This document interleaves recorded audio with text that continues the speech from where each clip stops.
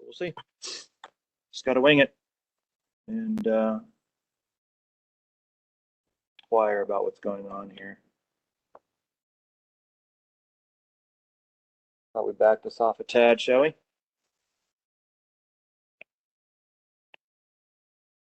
Okay. So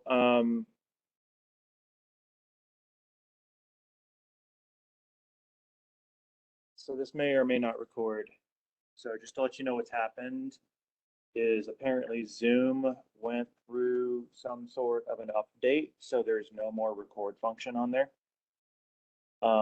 which is nice for in the middle of a semester. So not only that, but when I go to the recordings tab in Zoom, there's nothing there. So all of the past recordings I did are all gone. And they've put that now into a paid subscription place, which apparently is not part of the institutional profile. My guess is IT is either unaware of it or they have not adjusted for it. So what I did was I toggled to WebEx, which is basically like Zoom, only not quite as good. And that's kind of what's going on in the background. So I did the best I could to set up the WebEx and shared screen, even though I can't see the screen because I can't log into WebEx because I don't have another device to log in with. And I pushed record. So I did everything I could, took off the mute button. That's always a good one, right? So this, I don't know. We'll see if this works or not, but there's a good chance that this may not record. And I apologize for that.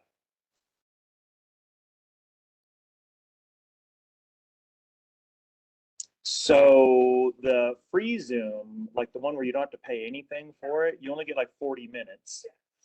But the institution had a license with Zoom so we could use it, and it had the record function in there until today. They might have, because when I went to the record button, they said that this has now been moved to cloud and it's been moved to a paid subscription thing. So if you want the record option, you basically have to sort of get the next level up of membership or, you know, subscription.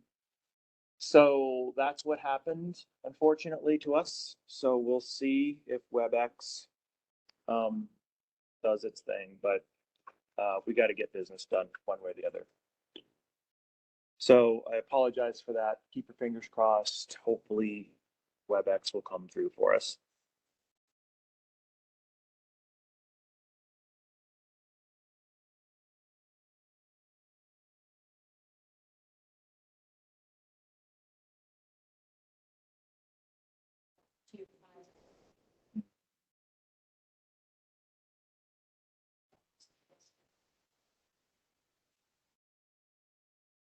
That's why I would think if the discovery was.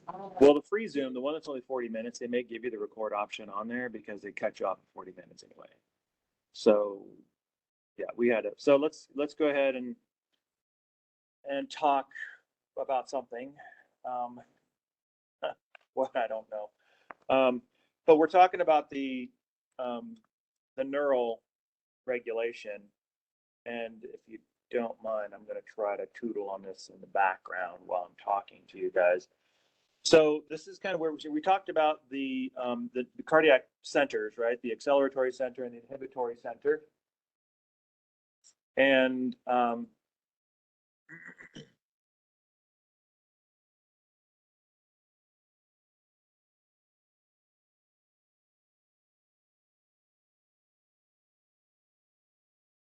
so when you see the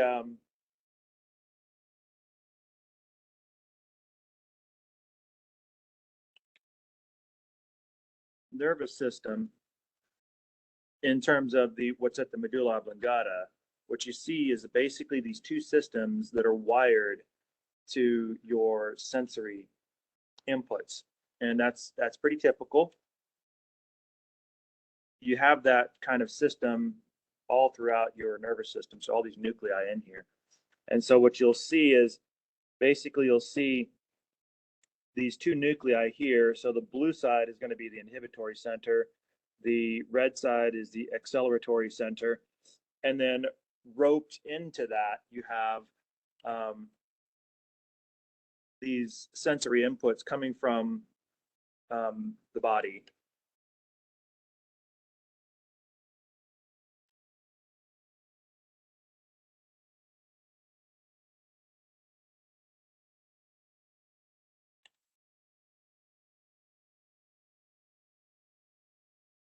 So you can see that as you have incoming inputs coming into the inhibitory center, there's going to be connections that are going all the way throughout. So for instance, the vagus nerve, which you see right here, is going to be tethered. So there's like a little vagal nucleus. It's like a little relay station right there. And basically this is taking information and it's connecting to, if you take a look at the innervations, you can see that it's got a connection to the SA node and also to the ventricles as well. And then that's on right and left side. So you can see the vagus nerve is actually connected to all of these different areas.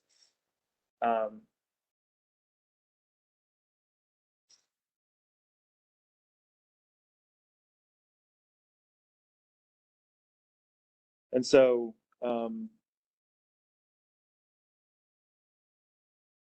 that's basically your parasympathetic side of things.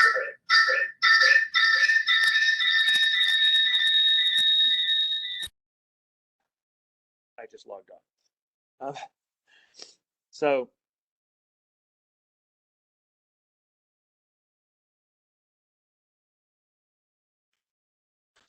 that's your parasympathetic. And then on the sympathetic side of things, where you have your acceleratory center, that's basically what's kind of going on over here. So here you have, on this side, you have your cardiac nerve. And so you see here, this is a piece of your sympathetic chain ganglia. If you recall, the sympathetic chain ganglia has this ladder-like structure of ganglia that goes up and down your spinal cord on either side. And this is part of that sympathetic chain ganglia. And this is basically moving in to this chain ganglia. And then from this, you have your cardiac nerve, which also is innervating with the SA node, the AV node, similar to what the vagus nerve is doing. And so this is your sympathetic side of things. So this is your acceleratory component. Your vagus nerve is your inhibitory component, right? So your parasympathetic component. And then that's kind of how you have it wired. And then these guys are all feeding back into and tethered to your inhibitory and your acceleratory centers. Now, in addition to this, they're also getting information and intelligence from your receptors. So this is kind of the hard wiring, if you will, of this particular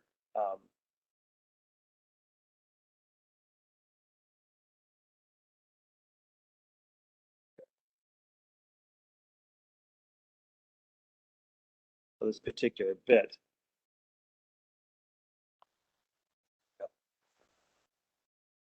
That makes me much happier. Much happier. Not only that, but this is what I saw. This is the reason why I smiled. Push down and a push record. The timer's going. That's a good sign. That means it is recording. So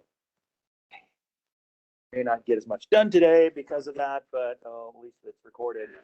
Okay, so let's go ahead and take a look at the effects of the SA node. And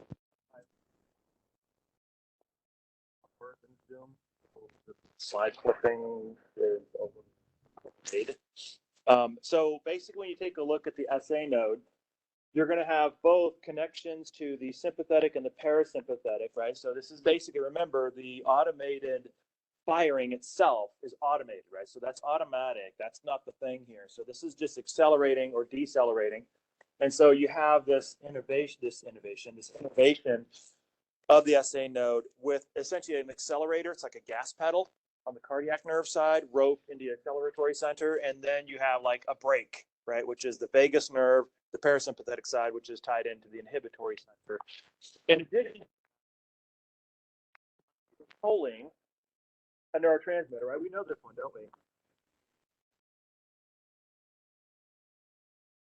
Neurotransmitter This is part of the parasympathetic stimulation piece of it. Why? Because acetylcholine slows the heart.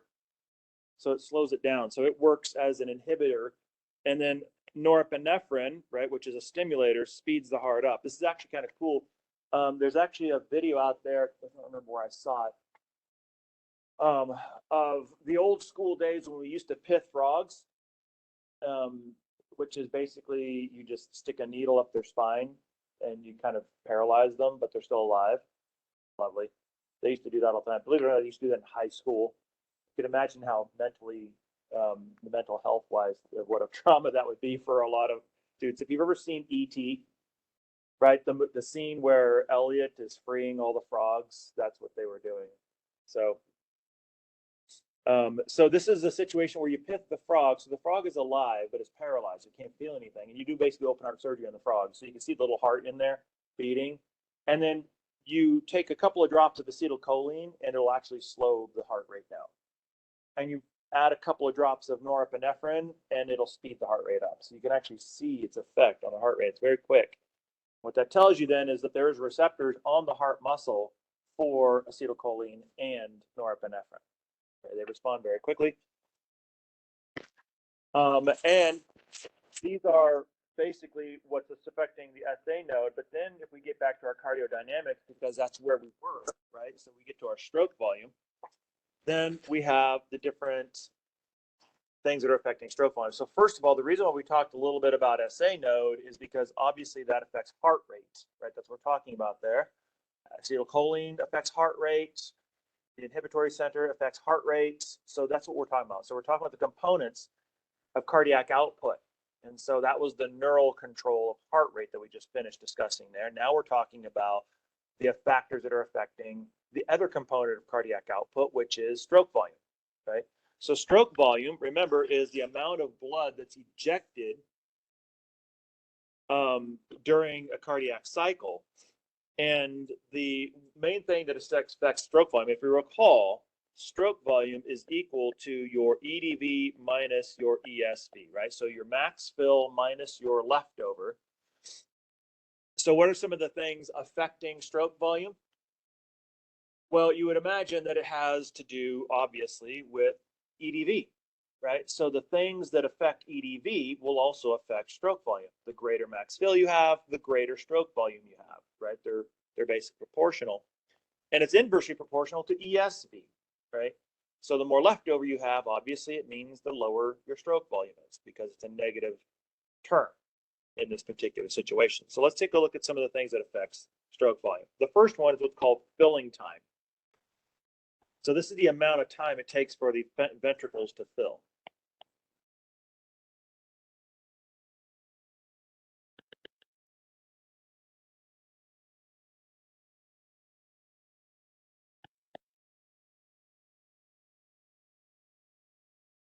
So this is during diastole, right? So when the ventricles are relaxed and you're getting that passive filling, the question is, how much time do you have for that?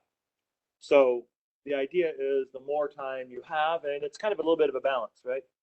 So the more time you have, the more ability you have to fill. That's a good thing. That means you increase your EDV. However, the more time you take to fill, the longer your cardiac cycle, which is not a good thing. Right? So there's kind of a little bit of a balance there. That's always coupled with this idea of venous return. Now, this isn't just the amount of time that it takes to actually fill, but this is the rate or how fast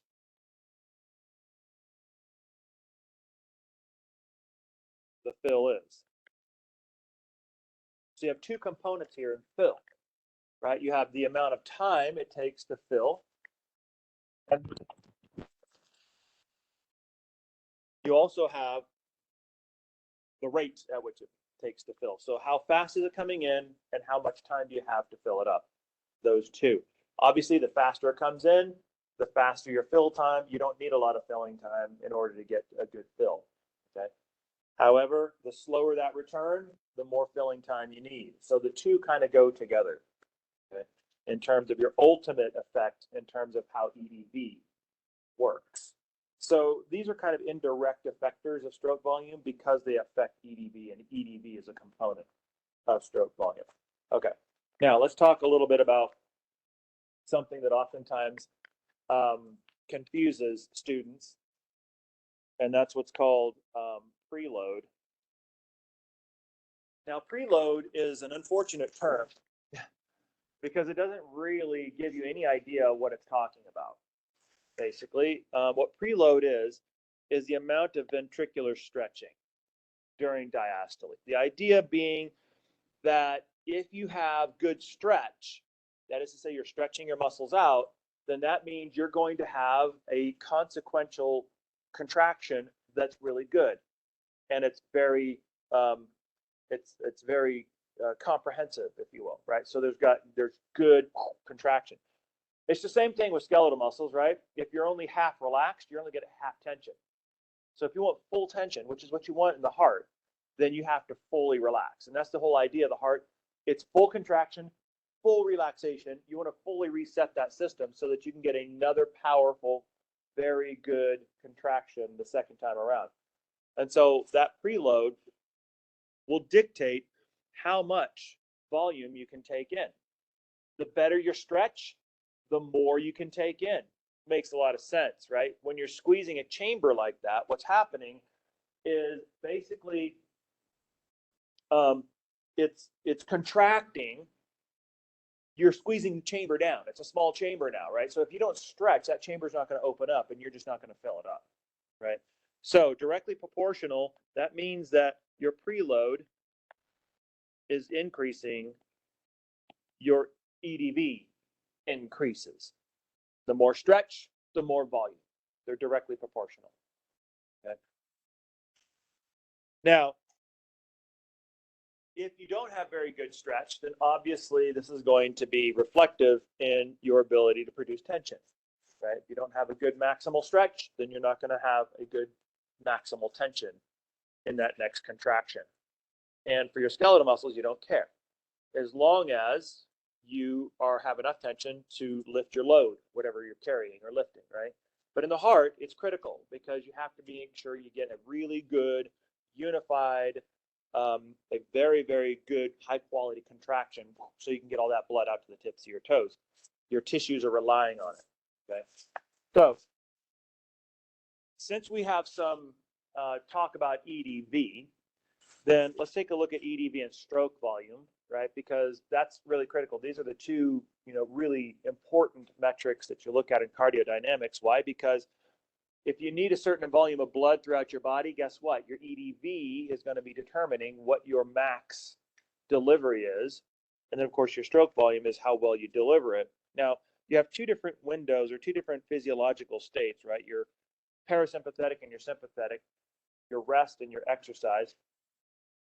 So at rest, this is your parasympathetic, right? That's half of its nickname. Rest and digest, right? So at rest, your EDV is low. Why?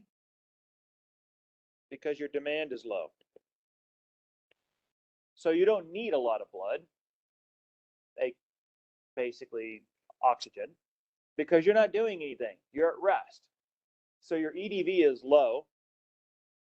Now, since your EDV is low, that also means that your stretch is less. So your preload in this particular case is less. So this basically is saying that your preload is less. Because here's the thing with the heart, unlike the skeletal muscles, with the heart, it's very adaptive. You're only going to get as much effort from the heart as you need, right? You're not going to get 110% every single time. Because if all you need is a 50% pump, guess what? The heart just gives you 50%. Tell me what you need, and I'll give it to you. If you need 110%, I'll give you 110%. But if you only need 50, I'm not going to give you 110%. I'm going to give you 50%, right? So I'm going to meet my effort to your demand. And so you can see that reflected in the amount of stretch. So since our demand is low, the heart doesn't need to stretch as much, so you're not filling as much.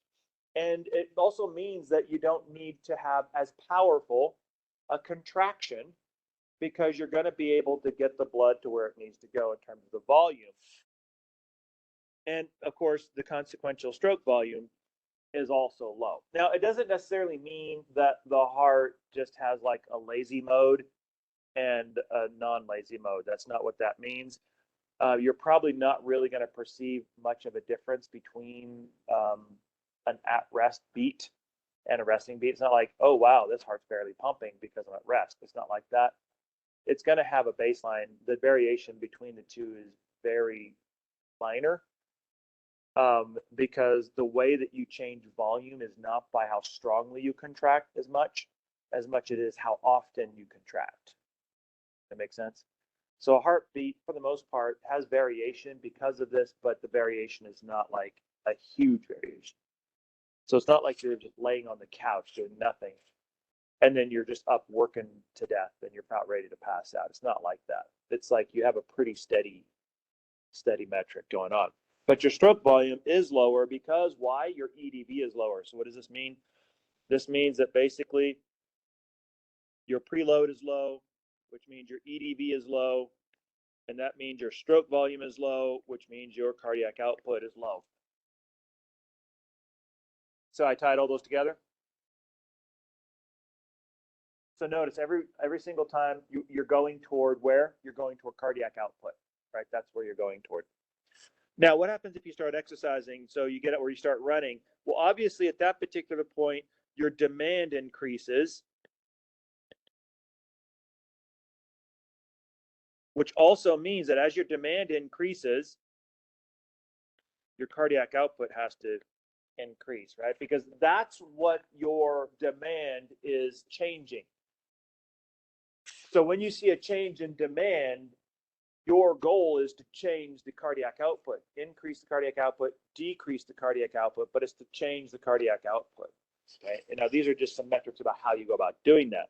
So since your demand increases, your EDV increases, which means you got more stretch. So you have an increase in preload, which increases your EDV because remember they're directly proportional. If you increase your EDV because it's a component of stroke volume, it's going to increase your stroke volume, which is going to increase your cardiac output, and you're going to get more blood volume per minute.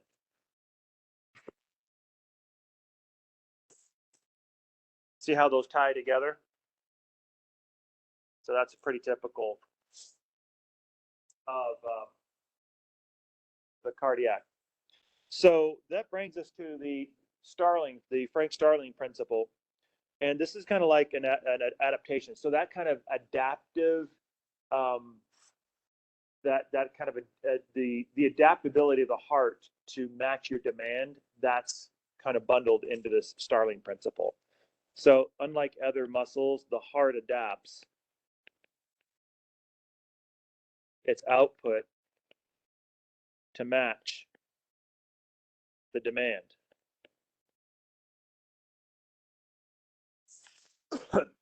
So if you only need a little bit of output, then you're only going to get that.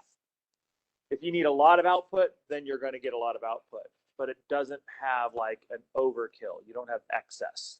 So it kind of regulates itself to increase with demand and then to decrease with the loss in demand. Okay, that's the Starling principle. So your EDV in this particular case increases, your stroke volume increases, which means your cardiac output increases, and that adaptability is that Starling principle. The fact that this is all tied together and it's adapted to meet your demand. Now, let's take a look at cardiac output. Basically, the cardiac output is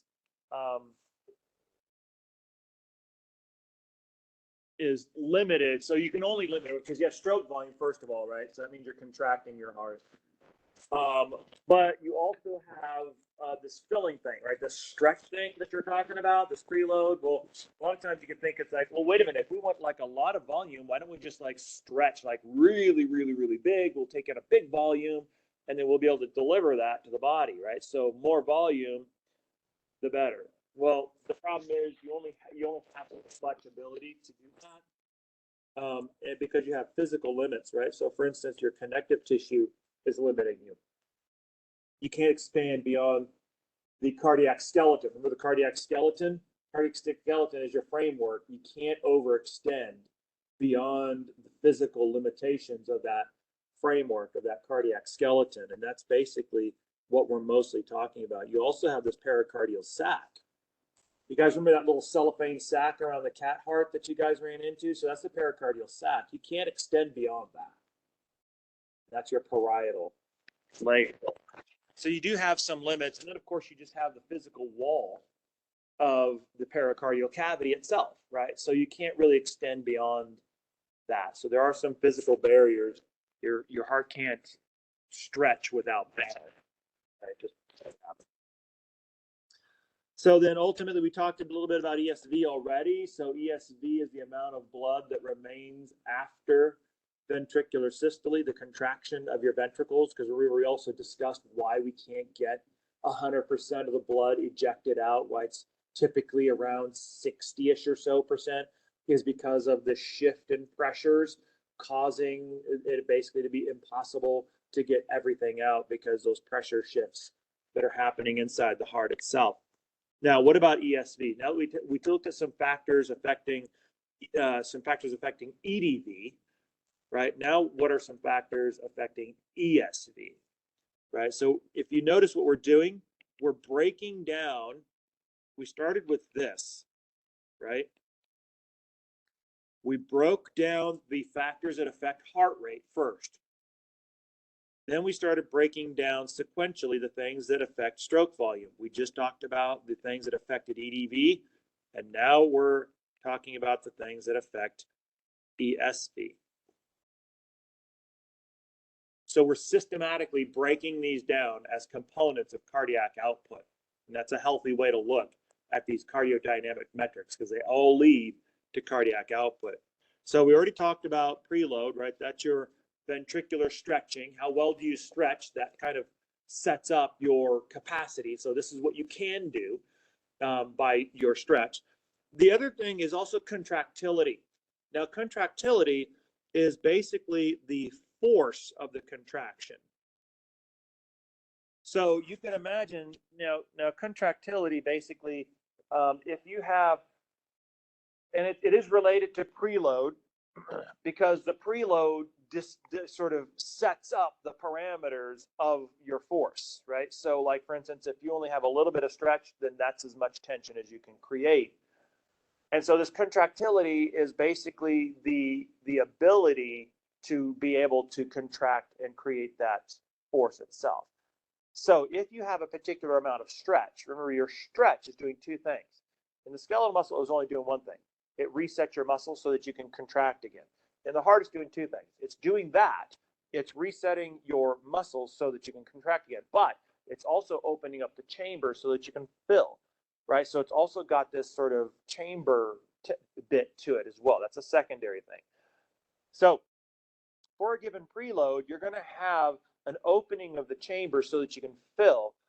But if you don't need as powerful or as complete a contraction in order to get the blood volume to, say, the tips of your toes, then you don't need to contract as completely as you normally would in order to get that effect. That contractility, so the variance in how complete your contraction is the issue of contractility. Now, the Starling principle basically said that you have the ability to regulate contractility based on your demand.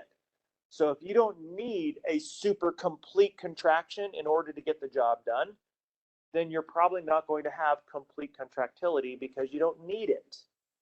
That makes sense? Now, in situations where you're exercising and you really do need to force that blood out there to the tips of your toes, then you're probably going to increase your contractility. You're going to make sure that you have a good wide open chamber, but you're also going to get a very good complete contraction. Nobody's taking a day off here. Everybody's pitching in. Grab an oar. Everybody's contracting. There is nobody left who isn't contracting. Everybody's complete. That would be high contractility. Okay.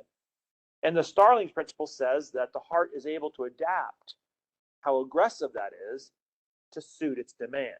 That's the Starling principle that he's talking about.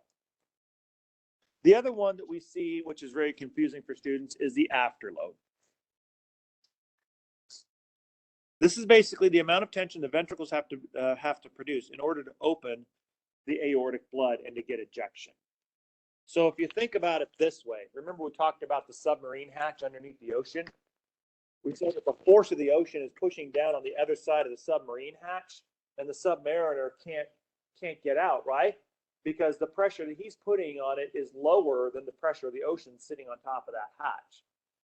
Well, if the submariner is very strong, like super strong, and he's able to increase his pressure on the hatch to the point where it's equal to the ocean, then the hatch will kind of be right at that phase where it's just about ready to pop open, right? But guess what? If he wants to get out, he has to exceed the pressure of the ocean pushing on the other side of the hatch. And so once he does that, then he will be able to push the hatch open, right? And then he will be able to go out. The pressure at which the force pushing on the hatch and the submariner's force pushing against the hatch, when those are equal, that basically is the force of the ocean pushing down. That's what we call afterload. In this particular case, afterload is the force of the aortic pressure on the SL valve when it is equal to the force of the ventricle pressure on the opposite side of the SL valve. So when those are equal, that's your afterload. But guess what? The ventricle is still contracting. The aorta is not. So the ventricle then is going to exceed the force pushing back on the SL valve on the other side, and that's when the SL valve gets pushed open. By the way, every time you walk through a door, you're using the same set of physics. So think about it. This door over here is propped. The only thing keeping it closed is the force that the door has pushing against the latch.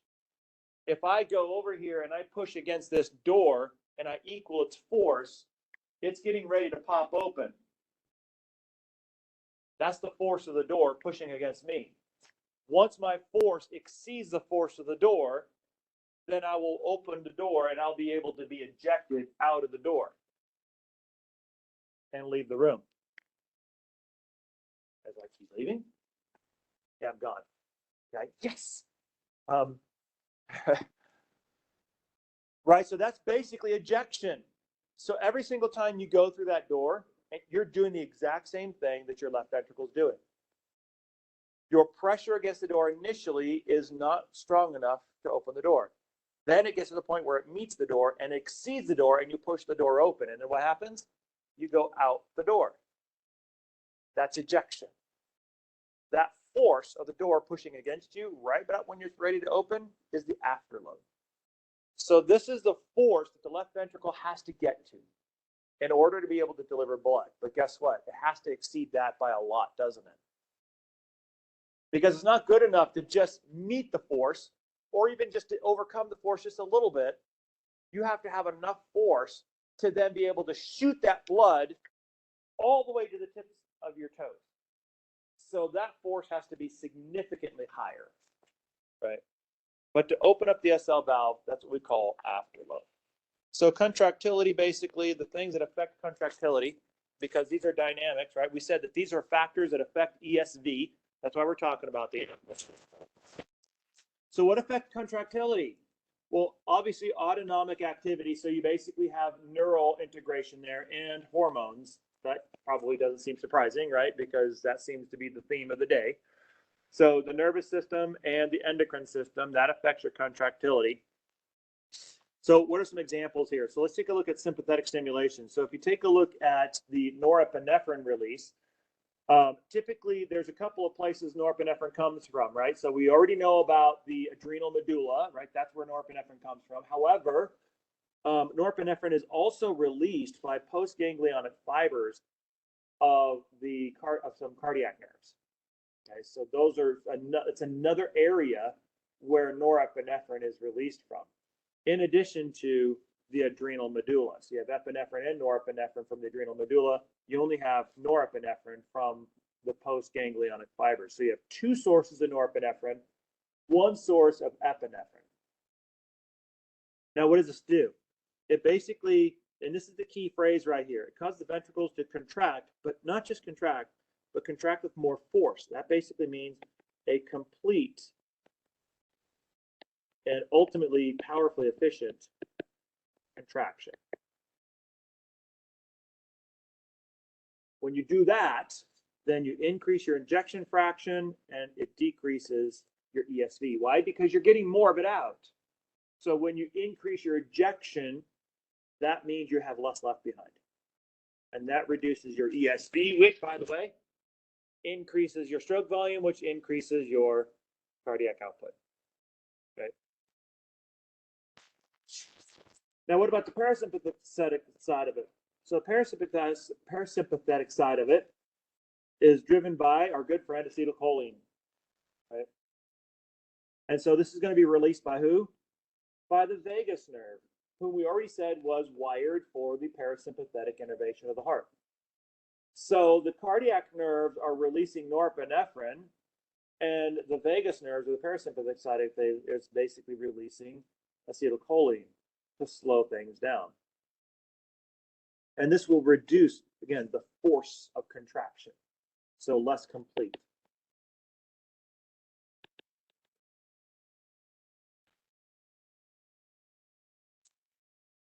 Think of it as sort of like you can think of contractility as like a handshake.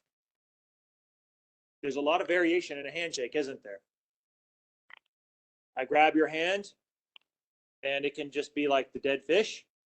Not a lot of contractility there, but not necessary, right? If it's just kind of a passive one. But if it's like one of those ones where you want to impress somebody and you kind of want to give it the man hand sort of thing, right? I mean, you just go in there and then you grab it and you just like, it's like an arm wrestling championship, right? I mean, you're just in there trying to break bones and turn those metacarpals into powder, right? That's high contractility. Of course, the worst combination is having a low contractility handshaker with a high contractility handshaker, because then you can hear the bones crunching. Right? Or you can do the defensive handshake, right? The one where you actually increase your grip so that the other guy doesn't squash your hand flat. So it's like you have to fight back a little bit. I always love those. But anyway, of course, now there's no more handshaking because of COVID, so that's all good. I guess flipping the bird is still good, right? Because that's a long distance, that's a remote operation. So we just have to come up with a positive version of that, right? So it's like thumbs up maybe, right? That's a good one. The air high five. This is stupid. Okay, so then let's take a look at hormones. So we said that the autonomic innervation was one of them, as we just talked about, right? The other one was hormones. And of course, you have your same stimulators, but the important thing is a lot of times we'll actually develop drugs against these hormone activators, right? For instance, a good situation is when you're talking about blood pressure medications. There are some blood pressure medications that are called beta blockers. And beta is actually a designation of a specific type of receptor that's responsive to norepinephrine, and that's an accelerator of cardiac output, which basically means it's high blood pressure, right? So the idea of regulating your blood pressure with a beta blocker is that you make the heart, you block the beta receptors so that there's not as much stimulation of the heart. That backs the cardiac output down a little bit, which reduces the blood pressure that way. Or you can stimulate it. There's also stimulators as well. So we can create a drug that mimics norepinephrine and actually stimulates the heart as well. Calcium ions, for instance, also there's calcium channel blockers that you can take. So there's a lot of molecular biology that goes into drug development, especially since a lot of our drugs are designed to mimic various types of hormones and metabolites in our system. So the afterload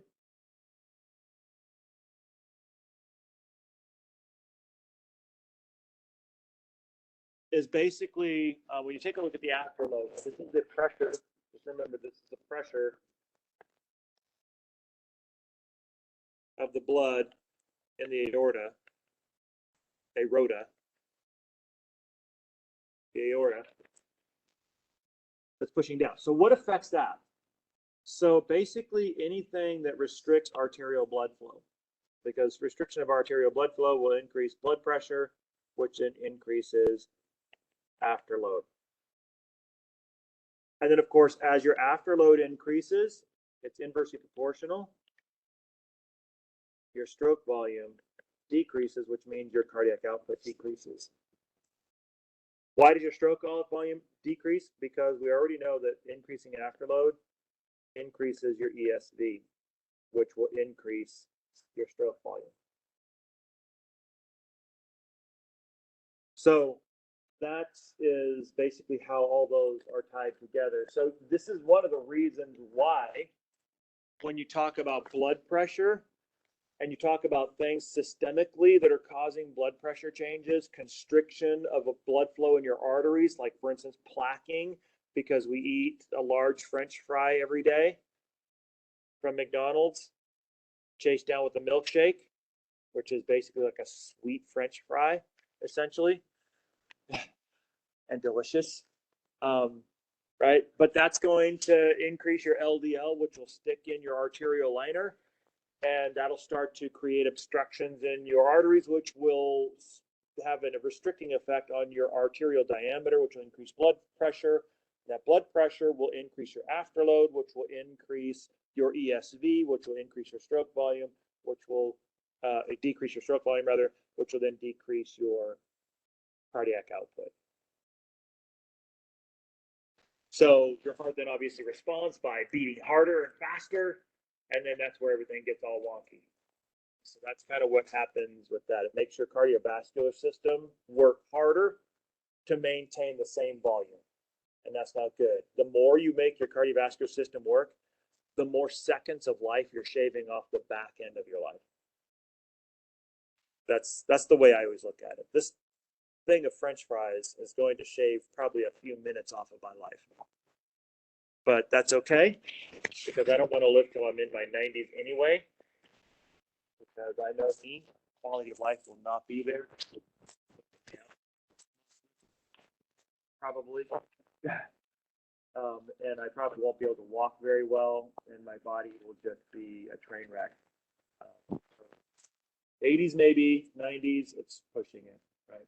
Unless you come into like a fountain of youth sort of thing where I can sort of, dial myself back 20 years. I'm not greedy, just 70s. I'm good with that, right? I don't want to party. But anyway, that's that. So this basically is a graph, a flow chart that pulls it all together, right? We've been talking a lot about these arrows all over the place, right? We've been talking about proportionalities, that as this goes up, this goes down, and this goes up, and this goes up, and this goes up, and this goes up. And this pulls it all together, all of these cardiometric dynamics.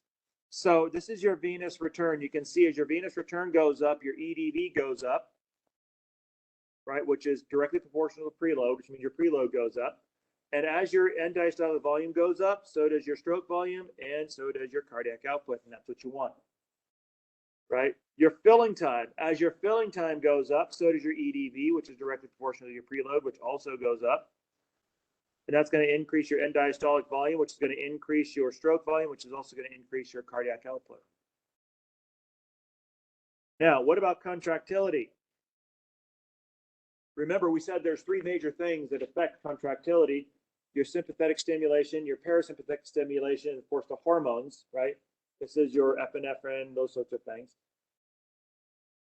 So ultimately, as you get either increases in parasympathetic stimulation are going to increase your contractility, which is going to decrease your ESV. Decreasing ESV actually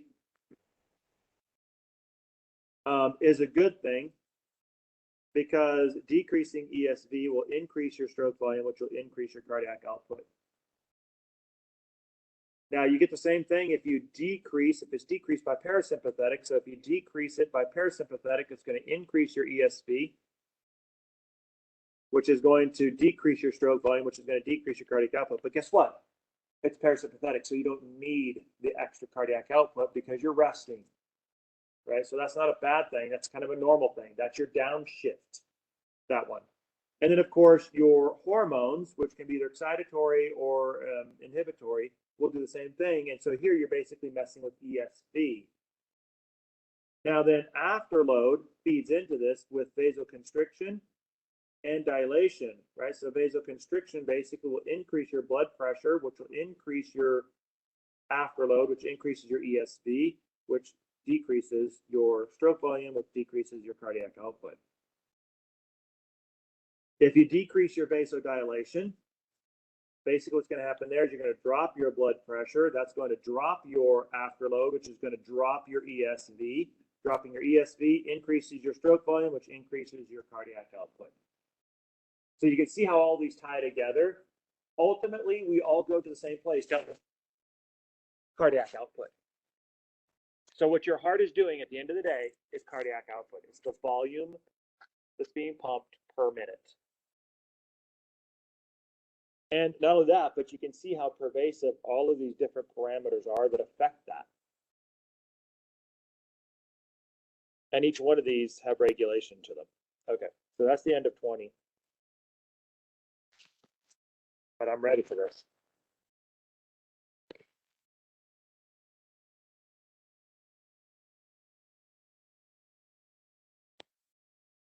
Now we're in 21.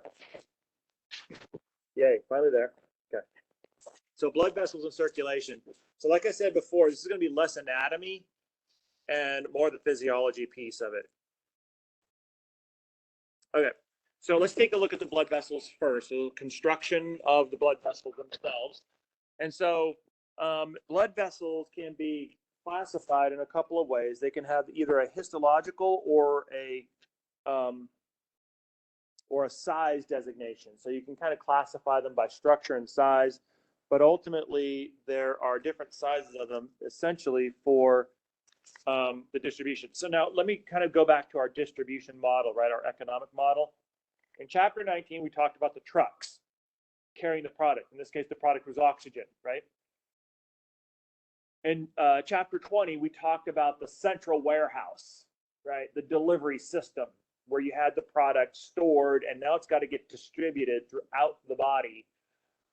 In chapter 21, we're talking about the roadways, right? So these are the roadways and the thoroughfares and the train tracks upon which the trucks will drive in order to get you to your delivery point.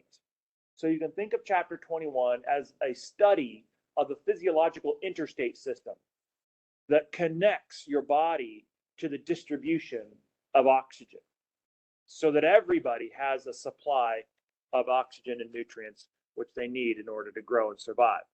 So basically, when we take a look at the blood vessels, we're going to kind of go down this list. This is kind of like a list starting off like from the heart. And so we're going to go to the great arteries, obviously, right? We're going to talk a little bit about arteries. And so this will go directly to like the aorta and things like that. And this is going to be carrying blood away from the heart. Remember the mantra, arteries away and you'll never go astray. So these are carrying blood away from the heart. So it starts with the great arteries, and there's different types of arteries. We'll talk about that here in just a second.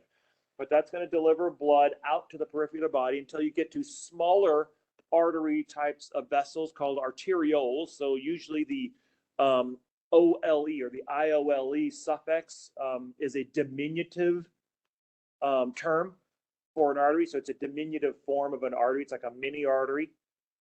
So these are the smallest of the arteries that we have, the arterioles. They'll be delivering blood into the capillary beds. And these are the smallest blood vessels of all. Basically, they have just as much room in them to basically carry one blood cell. So it's got the diameter to carry one blood cell. So they're very, very tiny. And they're tiny for a reason. They're tiny because what you want is this local exchange. So you want to have small spaces. Remember we talked, well, we didn't talk a little bit about diffusion, but in general biology, you talked a little bit about diffusion. And one of the rate limiting steps of diffusion is distance, right? Diffusion only happens along short distances. And so this is the reason why capillaries are very tiny, is to shorten up those distances so that you can get diffusion of oxygen and nutrients and things like that. Okay. Otherwise, if they were too far apart or there's too great distances, they wouldn't be able to diffuse oxygen, and you would never get delivery there.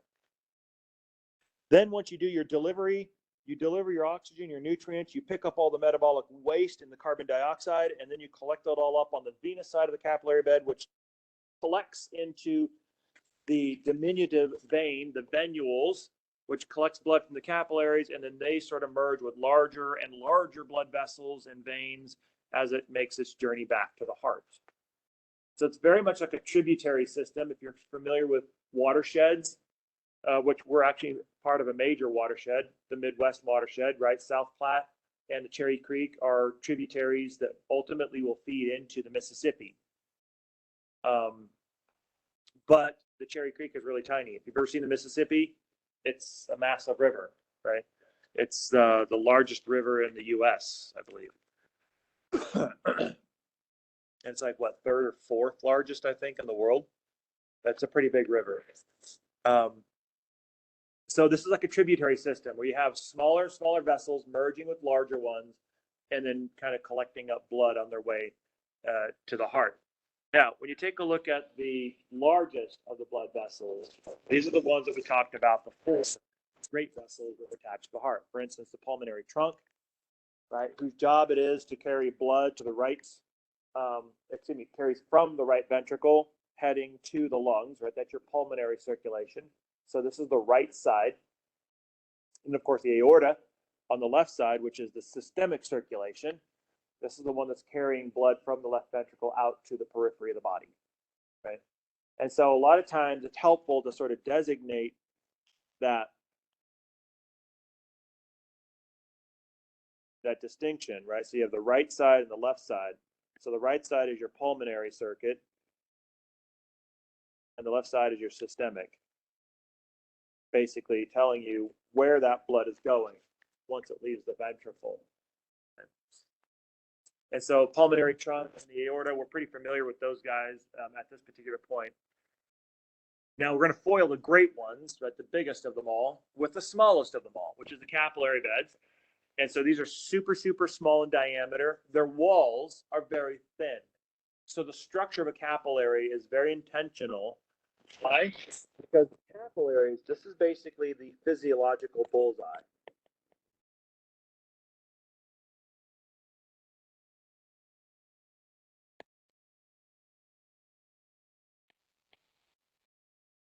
Of the circulatory system. This is where all the physiology happens. The rest of the vascular system is basically freeways, right? It's conduits, it's delivery. There's not a lot going on there, except for just blood moving from point A to point B, right? That's most of your system, your vascular system is, except at the capillaries. At the capillaries, that's where it's time to not just pass through like every other vessel. This is where you start to exchange. You start to drop off your oxygen, your nutrients, and you start to pick up your trash and your CO2. Now, let's take a look at the structure of these blood vessels. The blood vessels themselves have a layered structure to them called tunics.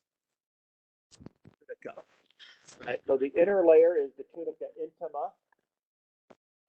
The middle layer is the tunica media, and then the outer layer is the tunica externa. We're going to take a look at each one of these individuals. So in the tunica intima, this is where you have your inner layer. It's where you're going to have inner endothelial lining.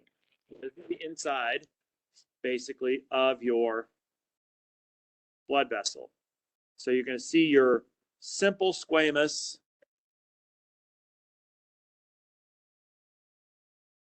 endothelial liner. And this is where your red blood cells will be moving through.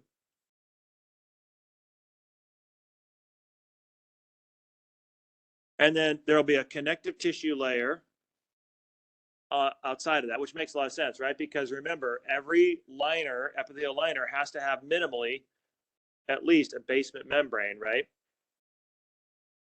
And then in this case, connective tissue around that basement membrane. And then it also has something that's unique, which is called an internal elastic membrane. This basically provides some flexibility.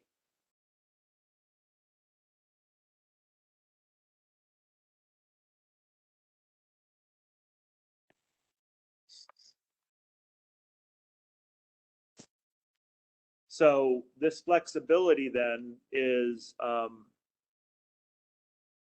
given to us because in this particular area, this layer, there's elastic fibers in the outer limits of the intima. So the intima, the inner portion of the intima is the endothelial liner. And then on the outer portions of it is this elastic membrane with these elastic fibers in it. And that kind of gives it some stretch. You can imagine that the blood vessels are going to be a lot like a garden hose, a lot of pressure going through there. And if you see some garden hoses are designed with soft rubber. They're designed to flex and expand out. And that's kind of what this elasticity gives to you. The tunica media, the intima. And that, by the way, that elastic membrane in the intima is kind of the boundary of the intima versus the media. This is basically where you're going to have your musculature. And so in this loose connective tissue, you're going to have sheets of sort of circular smooth muscle, concentric rings of smooth muscle.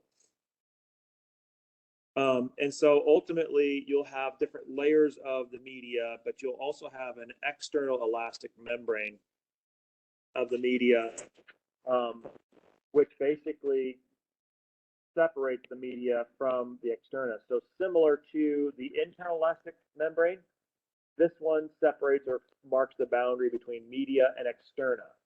Again, gives it some flexibility.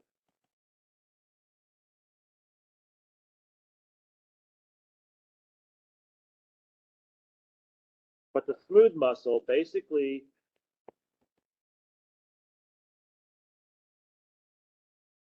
gives the artery some contractile ability.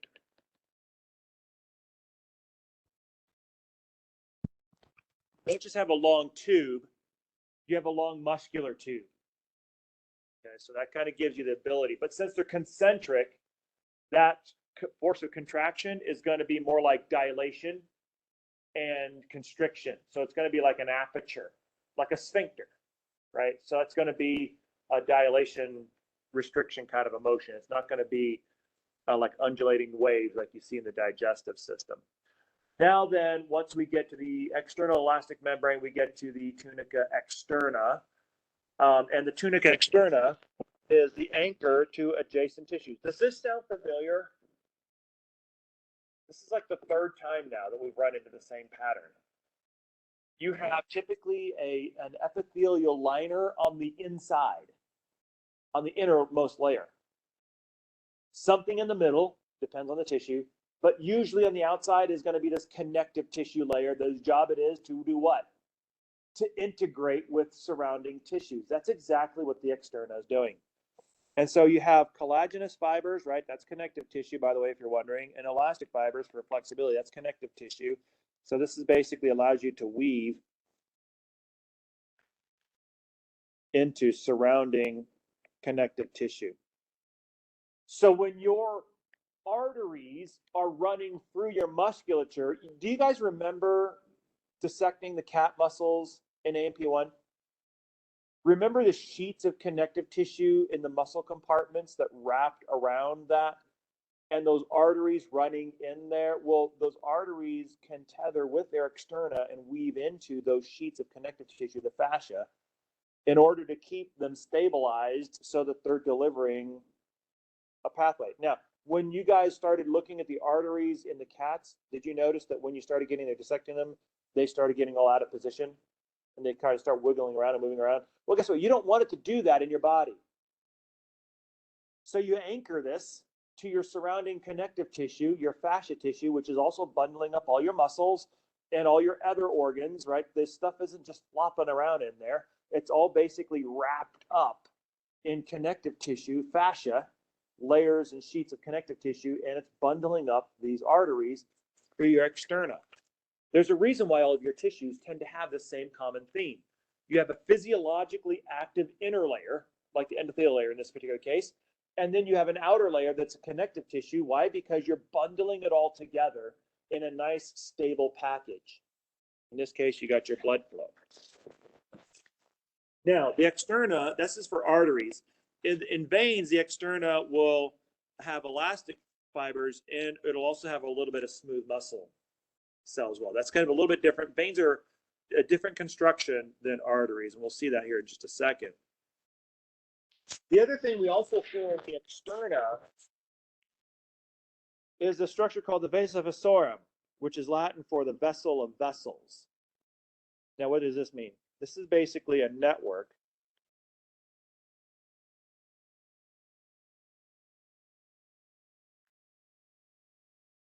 of blood vessels that feed the artery. Remember, the artery is made of cells too, cells that need to eat. So while you're delivering your oxygen to a place of demand, guess what? You have a demand too, don't you? You're also a cell. You also need oxygen. You also need nutrients. So who's giving you your food?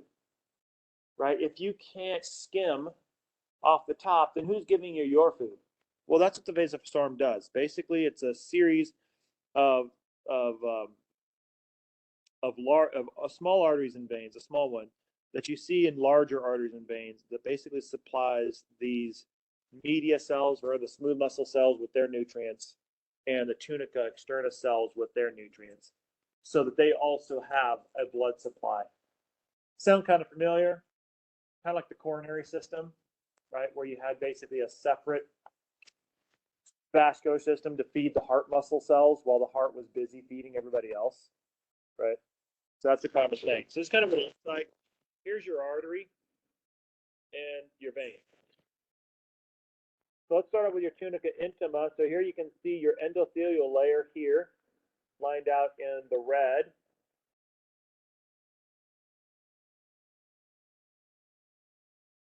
And then just underneath that, you can see you're going to have your connective tissue area with these elastic fibers. So these like little elastic fibers here are all part of that elastic, inner elastic membrane. So this kind of red line with these elastic fibers, that's like a little elastic membrane right there. And that marks the boundary of the intima from the media. When you take a look at the media, you can see basically what you have is a lot of muscle, smooth muscle cells. You'll have some elastic fibers injected in there for flexibility purposes to give the smooth muscles something to kind of hang around. And then, of course, you have your tunica externa up here with lots of collagen. That's what these little white fibers are now, and some elastis and some elastic fibers in there as well. Remember, the name of the game of blood vessels is flexibility. It's not pure collagen. You just have enough collagen to give you the structure that you need to be able to be structurally robust and to be able to connect to other tissues and things like that. But your plan here is to be flexible, right? Because you're like a garden hose. You don't want to be like just an inflexible thing. Now, if you compare this then histologically, you can see here is an artery. Very clear. This is a very strong artery. Notice what's most obvious about this when you first look at it? The tunica media, right? You see that ribbon of musculature around there? That's usually the one that really sets an artery out.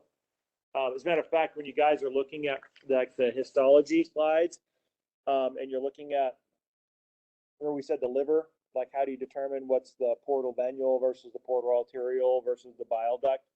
Well, it's easy because the portal arterial is going to have musculature around it. You're going to see like a little ring of smooth muscles, and that's going to be your arterial.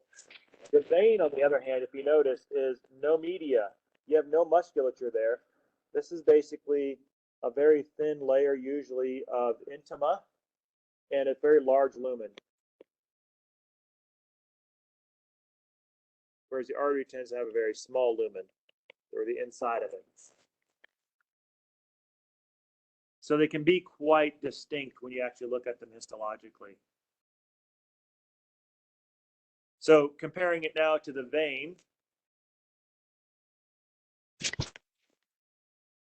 So in the vein, we're going to be taking a look at the intima. Notice the same thing, right? So you have still your endothelial layer. You have your connective tissue layer here, but notice the absence of the elastic fibers.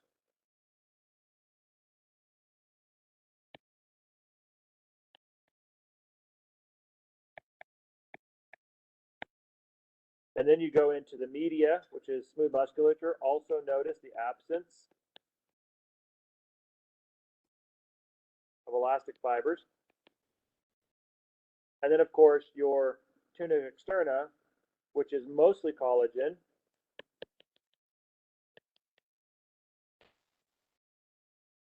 And an occasional smooth muscle cell in there.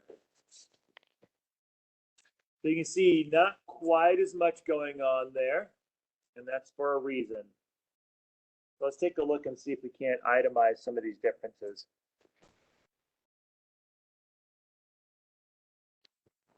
So first of all, typically when you take a look at arteries and veins, we see this in the cat, right? We've already seen this. They run side by side, and they basically share similar names. Why? Because the names that they have are regional, like brachiocephalic vein, brachiocephalic artery, right? So they're regional. Arteries have thicker walls because they are having to deal with higher blood pressure. They have a small lumen, whereas veins are large and have a flat lumen.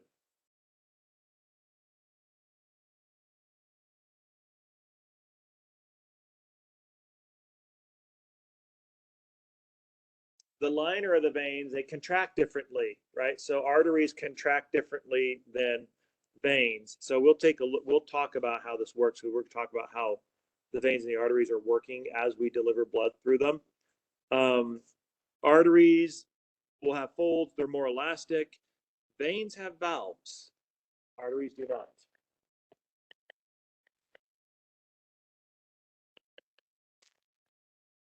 This is all part of their realities. Let's take a look at this. What is that?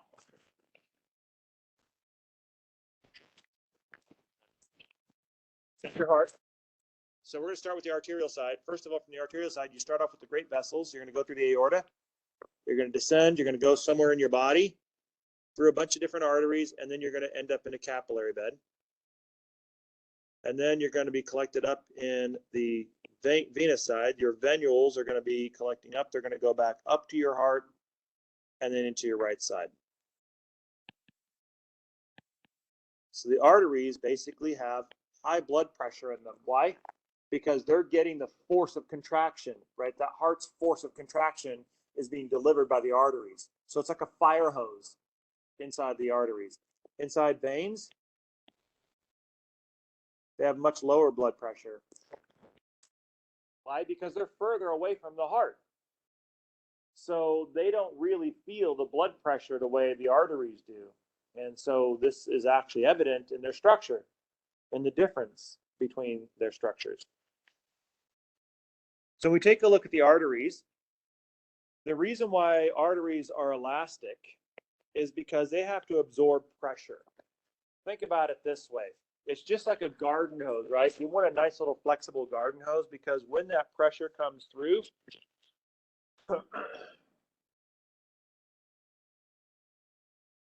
if it's inflexible, then it's going to push all that pressure back on the heart, isn't it? But if it flexes a little bit as that pressure comes through, it absorbs some of that pressure, allowing that pressure to flow through. It's similar to a boxer who's bobbing and weaving, right? So if somebody's throwing a right hook, you don't lean into the punch, do you? Because that would mean a more forceful punch, right? Because it's your force and his force. That's going to hurt a lot more. What do you do instead?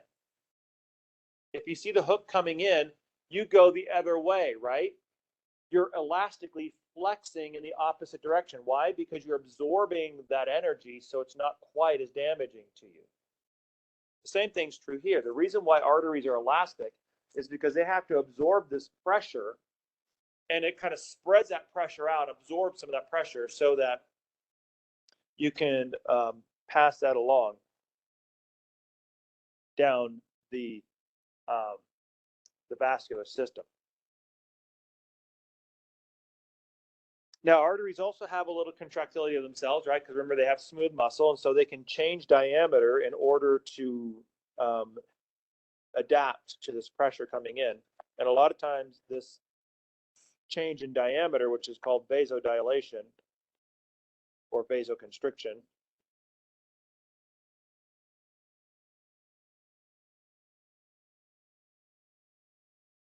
is governed by the sympathetic division of your autonomic nervous system, right? So you have vasoconstriction, which is essentially the contraction of your smooth muscle, basically narrows the diameter, reduces diameter. And then, of course, vasodilation, which relaxes your smooth muscle, which increases your diameter, enlarging the lumen. Okay, so it's basically just like it's like a garden hose nozzle, right? Where you can open up the hole or you can close it down to get a sharp stream, right? So that's very much what vasoconstriction, vasodilation is like. Not a fact, it's very much like the physics of a garden hose as well, right? Because as you change the diameter of the water going through your hose, you also change the pressure of the water going through the hose as well.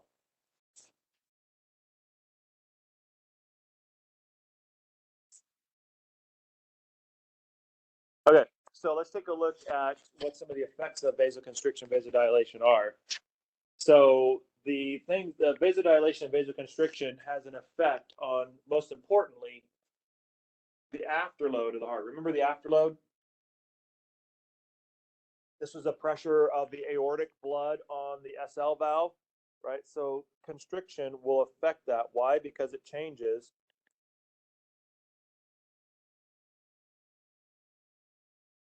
blood pressure in your system, which will be felt in afterload. It also has effect on the peripheral blood pressure. That's the blood pressure out in your body, okay, as opposed to the blood pressure inside your heart. And most importantly, it also affects capillary flow.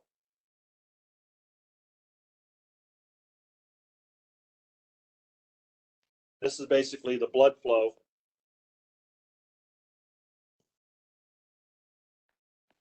through the capillary. So it affects all of those. So those are some pretty titanic and pretty important things, right? The afterload is associated with your ability to actually pump blood out to your body. That's a pretty big deal. Okay. Your peripheral blood pressure is important. Why? Because ultimately your peripheral blood pressure leads to your capillaries, and your capillary, remember, that's where all your physiological magic happens. So you really, really want to make sure you get the right blood flow going through those capillaries. Okay. So these are some pretty consequential effects that we see here. Now, when you take a look at the arteries that you see going from the heart to the capillaries, we're going to talk about those first. These kind of break into three major types of arteries on your way to a capillary. Typically, your arteries will either be referred to or classified as elastic arteries or muscular arteries. So those are oftentimes regional arteries. And then those will lead to arterioles. Arterioles are really, really critical. Those are really important blood vessels when we get to it. So let's take a look at the elastic arteries first. So these guys are what's referred to as the conducting arteries. Usually they're the large guys, right? They're taking on lots of pressure.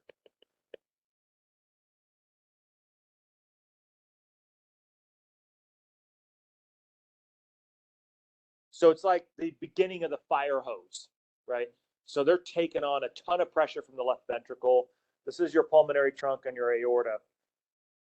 They're so called because in their media, that's their musculature, they've got lots and lots of elastic fibers in them for flexibility and not a lot of, relatively speaking, few muscle cells. Now, what does this give you? This gives you the flexibility to flex during these pressurized pumps. these pressure points. Remember, every time the left ventricle contracts, it's blasting like a fire hose. Like if I'm shooting a fire hose at you, it's like blasting that pressure into the aorta. And so you have this really, really elastic media so that you can flex and take on that punishment. And so this kind of smooths out the force.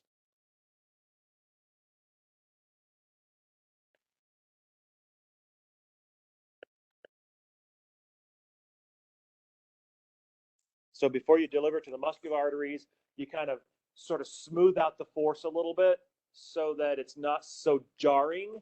So instead of like bam, like that, that's kind of what it would be like. That's what the aorta feels every time the ventricle contracts. Instead, the muscular arteries will feel kind of more like a constant push, like that. So instead of like a bam like that, it's more of a constant push. It evens it out and then sort of spreads it out. And that's what these conducting arteries do. Then they're going to move into the musculars, which are referred to as the distribution arteries. These tend to be the regional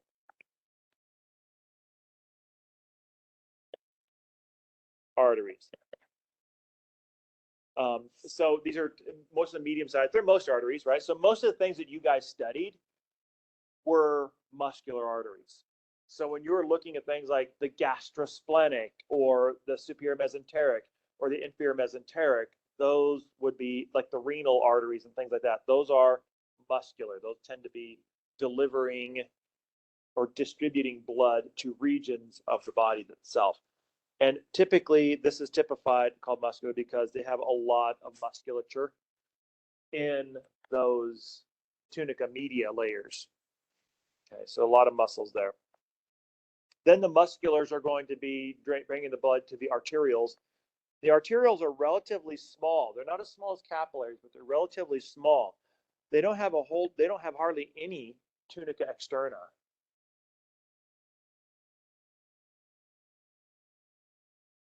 They will have a little bit of media, but it'll be thin.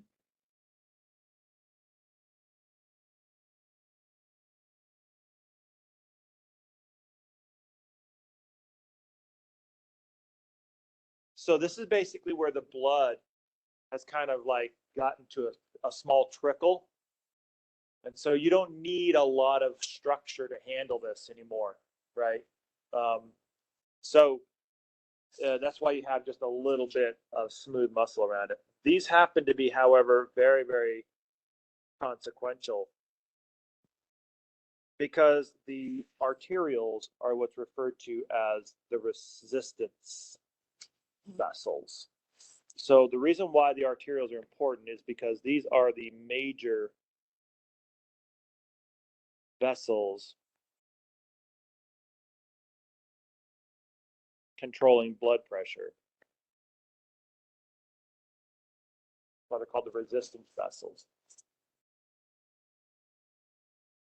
So the diameter of the arterioles will change either with your sympathetic stimulation or your endocrine stimulation, but you'll change the diameter down. And if you constrict it, so you constrict it, you oppose blood flow. We already said that, didn't we? That basically constriction opposes blood flow, and that's important. But as you oppose blood flow, that increases something called resistance.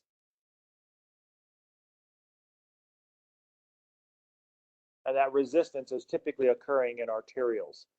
Generally speaking, as you increase resistance, that also has an effect on blood pressure as well. So we'll take a look at we'll come back to this resistance number again, and we'll kind of fill it in a little bit more. But I want you to hang on to the idea of resistance, that resistance is coming from the arterioles. Okay? That's where a lot of that is coming from. So a lot of you probably heard of aneurysms. An aneurysm is basically where you've got a compromise in the structure of an arterial wall, and it's creating a bulge.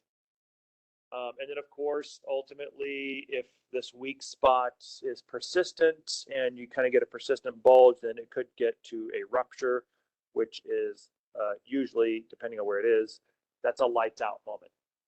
That's a lethal event, especially since most of these are happening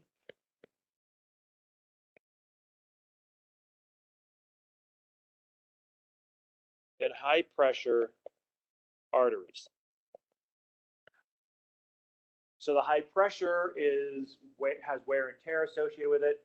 It's compromising already a weakened wall, arterial wall, often maybe because there's maybe not enough elastic fiber in there for some reason, but there's a weak spot in there, and this will cause a little bit of a bulge because of the high pressure. You don't usually get aneurysms in veins. They're usually in arteries, and they're usually in arteries that are pretty consequential. This is the reason why you get things like aortic aneurysms of one stripe or another. Now, a lot of times when people hear about aortic aneurysm, they immediately think, oh, okay, so the arch. That's usually what they go right there, right? So it's like, okay, so you have an aneurysm of the arch. That's usually not the case. Usually when you say an aortic aneurysm, it's usually probably thoracic or abdominal aorta, oftentimes. Either one of those would be a catastrophic event. If you ruptured your aorta at any point, that would be probably an immediately lethal event.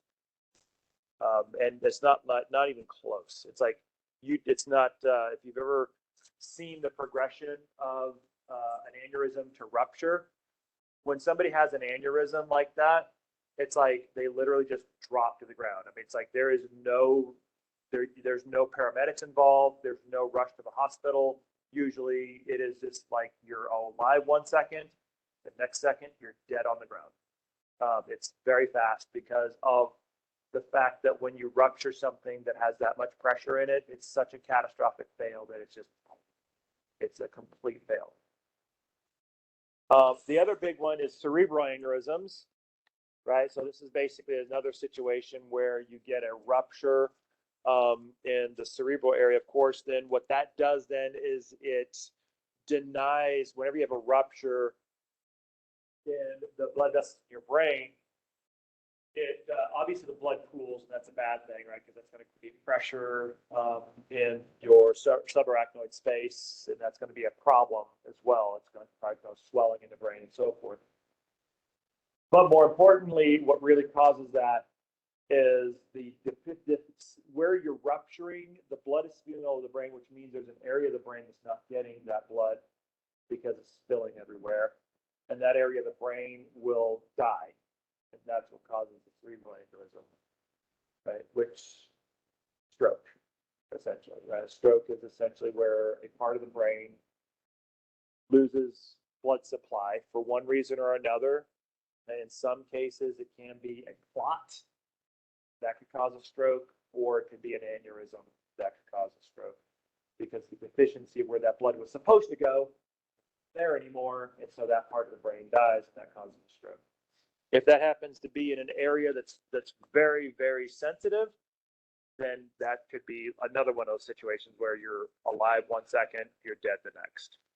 If you're lucky, and it's in an area of the brain where you can kind of get away with it a little bit, then you might have some post-incident recovery options.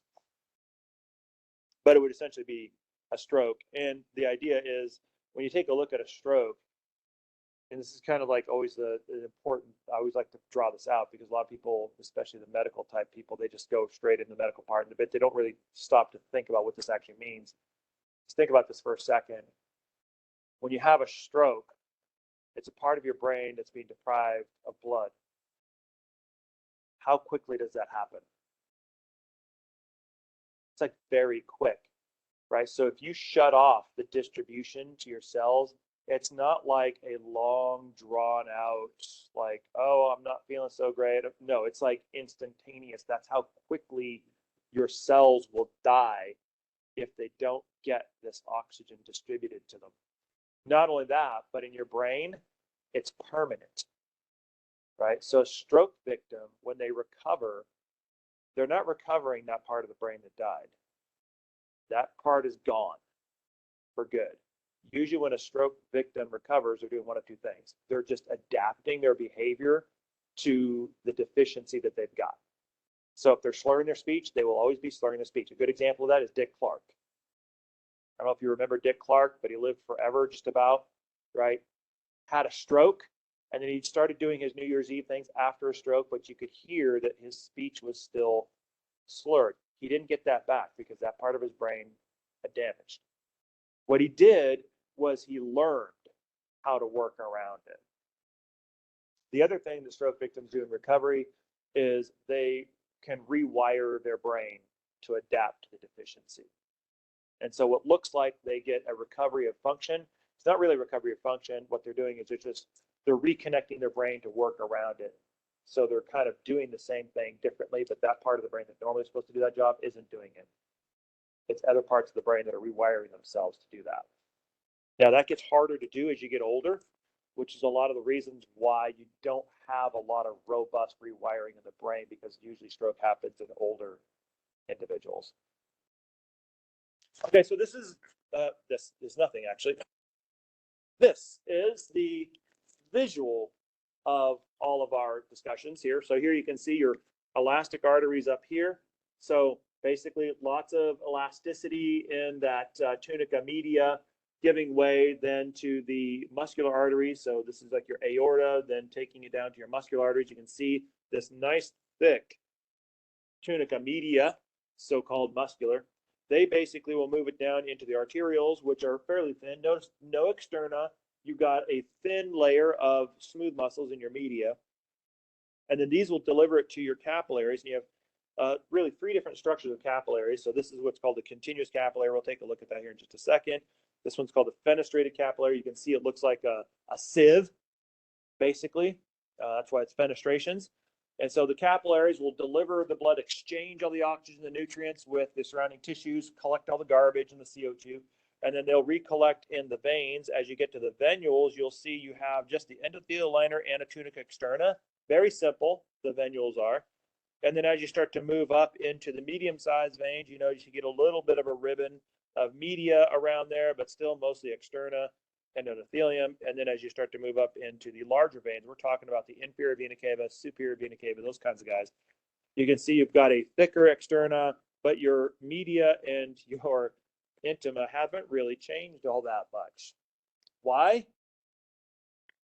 Because you don't have all that much pressure on the venous side, right? I mean, think about it. This is a single circuit. The beginning point is the left ventricle. High pressure that dissipates as you get further and further away from it.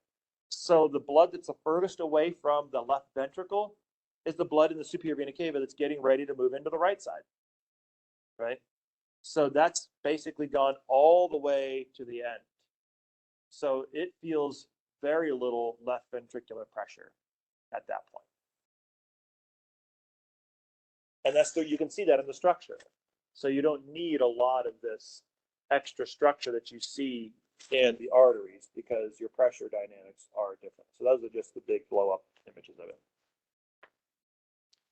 So that brings us to about our witching hour, doesn't it? Because I've got 10:21. Darn it, I'm just getting started. Keep going. But anyway, so that we'll start off with the capillaries, and the capillaries are a big deal because that's where a lot of our physiological magic is happening. And so we want to really take time to understand our capillaries. We'll talk about that one next time.